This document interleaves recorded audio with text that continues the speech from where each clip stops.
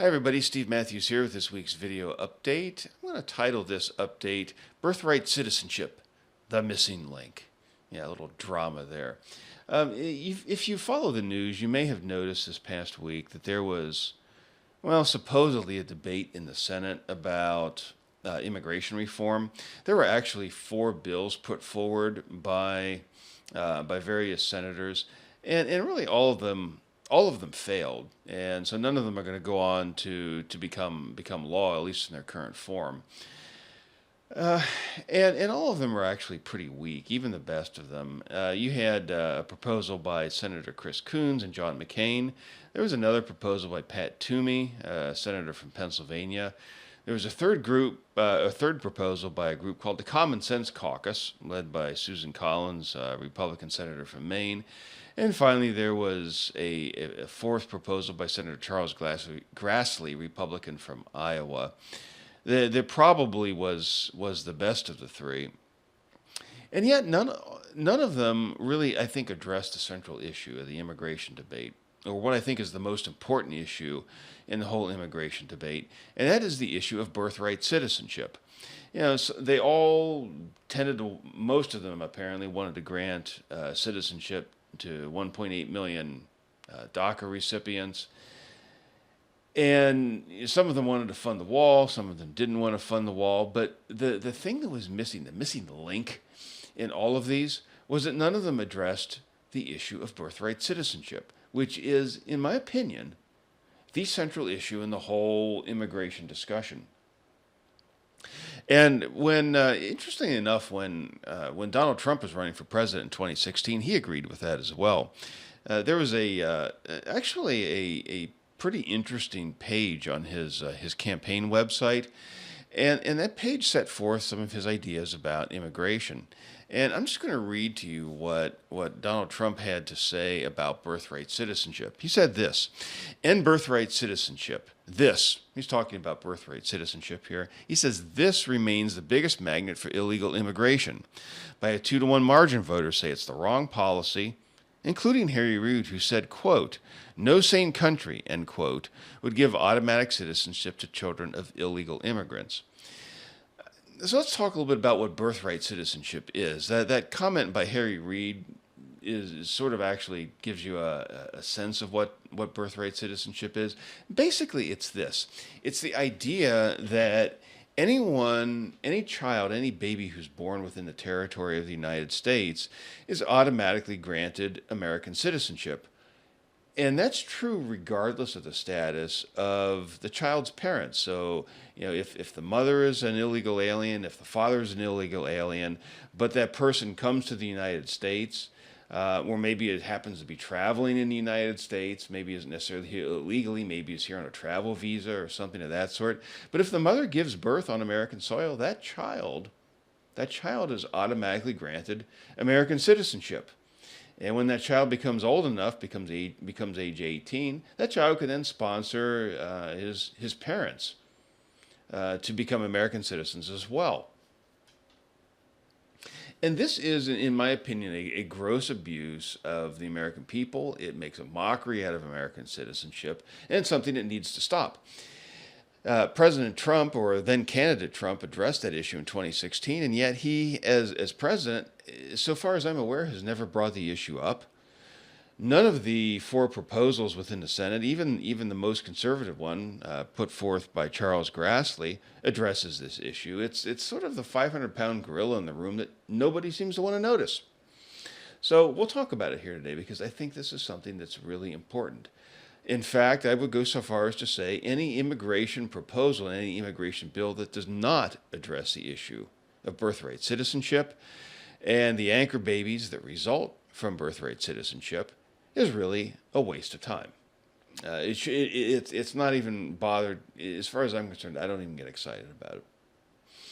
So as I said, what is birthright citizenship? Birthright citizenship is that idea that anyone born in the United States, regardless of the status of the parents, is considered a citizen.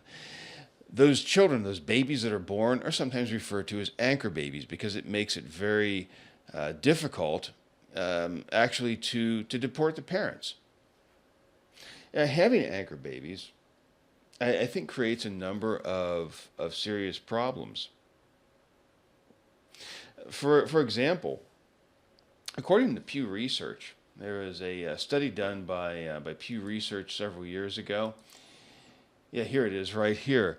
This is a study that was published on September 11th, 2015, and it has a headline: "Number of babies born in the U.S. to unauthorized immigrants declines." And what it says here is that in the year 2013, there were 295,000 babies born to unauthorized immigrants. That's a big number. That's not a small number at all. And in fact, it indicates here that in 2013, it made up 8% of the 3.9 million total births in the United States. So again, that's a pretty big number proportionately. There's an article that I found in from Breitbart News, and this goes back to, this is actually fairly recent. It was just a couple months back. It was December 28th, 2017. And it says the anchor baby population of the U.S. exceeds the 1 year of American births. And you see down here the number of United States born children who were given birthright citizenship despite at least one of their parents being an illegal alien living in the country now outnumbers 1 year of all American births. And the article goes on to state that currently there are at least 4.5 million anchor babies in the U.S. under the age of 18 years old. Now that's a big number.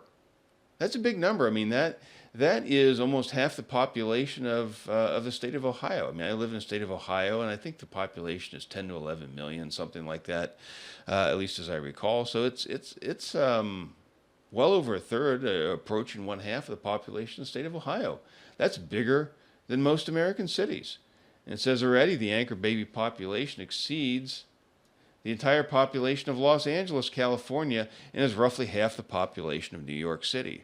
So we're talking about a lot of people here. This is not a small issue.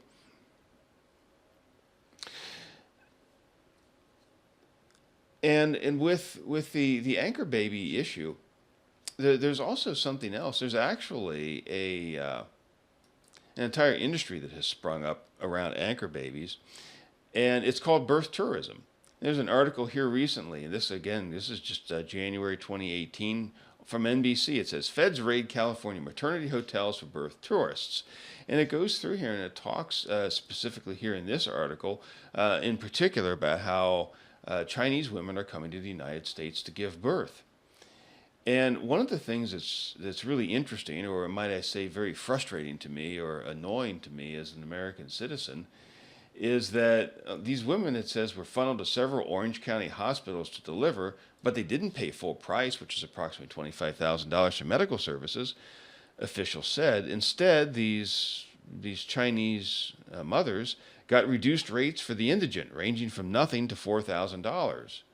So, who do you think picked up the tab for that? Well, I think pretty obviously it was the American taxpayer. That's not such a great deal. And of course, when an anchor baby, when a child of a foreign citizen is born in the United States and becomes an American citizen, because that baby is an American citizen, he's open to the entire panoply of the American welfare state. Now, the parents may not be, but the child is, and the parents can request welfare on behalf of that child. So this also becomes a welfare subsidy problem. Well, it's my contention as a Christian that this entire anchor baby situation, this entire idea of birthright citizenship, is a fraud. According to the Bible and according to the secondary standards of my church, which are the Westminster standards, I'm going to argue that there are actually two ways, and two ways only, that someone can legitimately become a citizen. That is to have at least one parent who is a citizen of the United States, or as an adult by taking an oath of citizenship. Now, where do I get that idea? As I said, I get that from the Bible, and I get that from the Westminster Confession. And I'm arguing here a little bit as a Presbyterian. I'm going to make this argument. I'm going to build my case as a Presbyterian. So I realize maybe not everybody watching this video is a Presbyterian, and that's okay. And I'm not here at this point to to argue over church government and baptism and things of that sort. But I'd like to at least consider this argument. See, what I'm going to say here is I'm going to actually apply the standards of the Westminster standards and take those standards and actually apply them to national citizenship. I think it's actually the same thing. See, in the Westminster Standards, I'm going to read here out of the Westminster Larger Catechism. This is question 62, and it asks this question: what is the visible church? It says this: the visible church is a society made up of all such as in all ages and places of the world do profess the true religion, and of their children.